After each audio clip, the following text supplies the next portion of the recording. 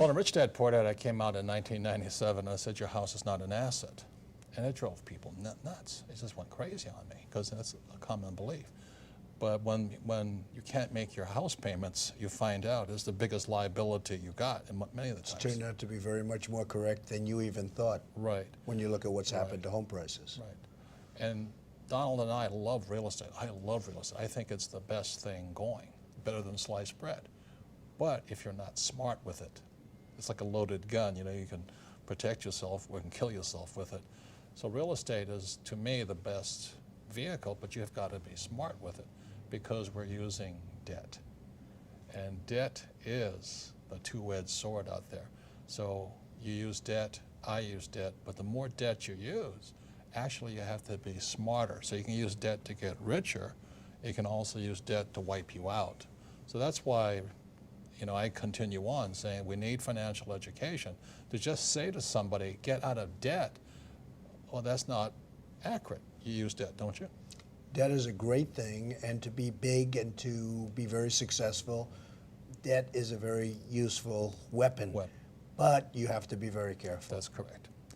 So the other thing with when people say live below your means, you don't like to live below your means, do you? No. No. And I think when you say to somebody live below your means, you wipe their spirit out. It's like saying to somebody, if you want to lose weight, go on a starvation diet. It doesn't make you healthier to starve yourself. So I would rather get financially educated. That's why I read your books, because I want to, this is my greatest asset. I want to feed my brain so that I can expand my means without getting into excessive debt or where I start to lose. Because debt, like I say, is a two-edged sword. But telling somebody to live below your means is almost inhumane. I never felt good doing it. I wanted to strive to do better every day. I want to do better every day. I liked a good life. Like I tell the story of taxiing underneath your jet. You know, I was in my jet, but it was a little Learjet. And I look up and there's a 727, and I taxi under it. I said, holy mackerel. You know, it's big boys and their toys, but nonetheless, it inspired me. I said, okay, I'm in a Learjet now. It's time to step up. And it doesn't mean the jet will make me happier.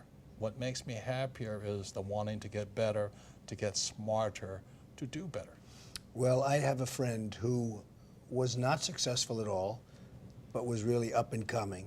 And he had a thing. He would only fly first class. I'm not saying do this because for somebody it won't work, but he needed that mentally. Right. He wanted to fly first class because mentally he wanted to think he was the best, and that's it. And even though he didn't have much money at the time, this is years ago, he would always fly. I used to criticize him, but it put him in a good state of mind, and he became a very, very successful guy. Very, very successful. And I've always remembered that. He would never fly coach. He would always fly first class, even though he didn't have the means to fly. So, look, it's complicated, but whatever it takes to train that. Whatever makes you feel better about yourself, stronger, more confident, to want to do better. And I think really that's the issue. And we're at the stage of our lives right now, to ask for more is not really it, but to do better, to feel better about ourselves is still important. It is very important. Right.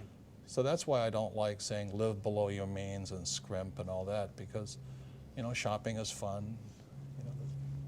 Nice houses are fun. At the same time, you have to be very careful. Yes, but you have to be responsible about it. Correct.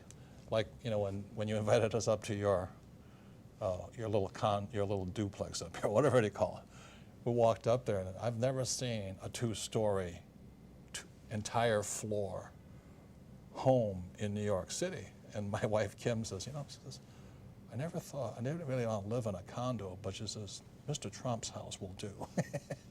And it is spectacular. You know what I mean? And it's. And yet I don't need that, Robert. Yes, I don't need that. If I had one nice bedroom with a good television set and a nice bed, and you don't really need that.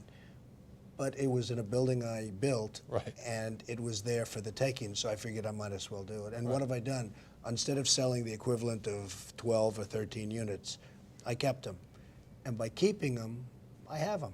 I didn't sell them, and that's okay. And it's become, a very valuable place. So I didn't need that. I don't need it now.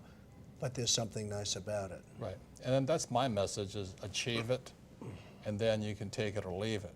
But if you don't achieve it, then it's always something away from you.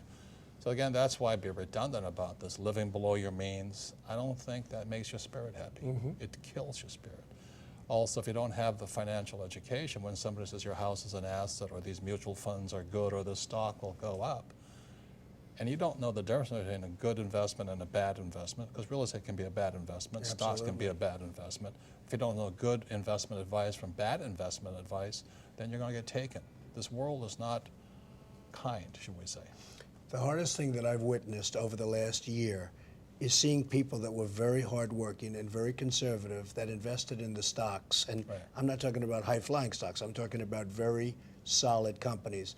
And their net worth is 50% of what it was a year ago, and they haven't done anything wrong. Right.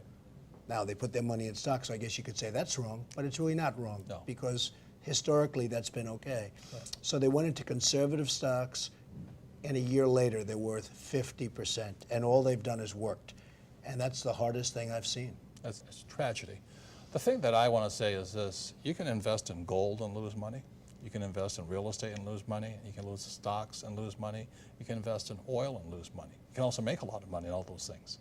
So really the reason we get together is because your financial intelligence, your financial IQ makes something valuable or not value. Like I said, you have to know a good investment from a bad investment, good advice from bad advice.